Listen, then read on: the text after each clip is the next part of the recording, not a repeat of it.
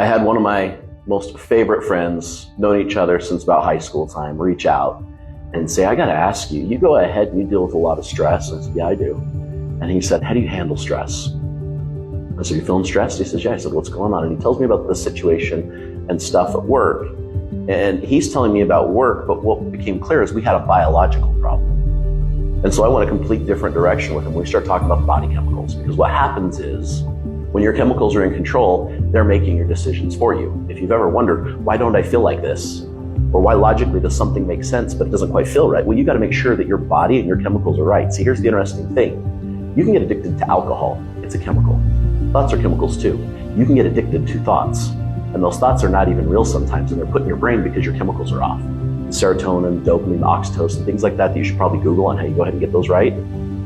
But when you look at your chemicals being in control, and they're affecting your decision making and your ability to logically problem solve, you're not able to perform at your best. And see, what happens is if you don't get your chemicals under control, then your chemicals end up controlling you. And you don't understand why you feel a specific way. You don't understand why there's a rational decision that's very intelligent. You're not capable of making it because your chemicals are controlled. There's nothing wrong with you. You're human. We all go through this. So number one, figure out what's making your chemicals right and how you get your chemicals right. There's a lot of different ones. Google it. Spend some time there. Work with professionals. Make sure that physically, chemically, you are sound, because you got to do that to deal with stress.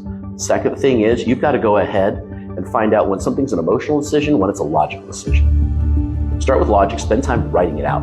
That's what you do. You look at, does something make sense? Yes or no?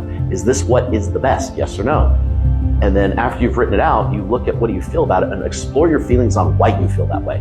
When in doubt, write it out. Think on paper. You do those things right there. You invest the time it takes to go ahead and get this right and your chemicals right. You're feeling good. You're acting good.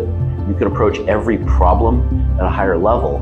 And that's what it takes to go ahead and conquer the chemicals that sometimes are conquering you.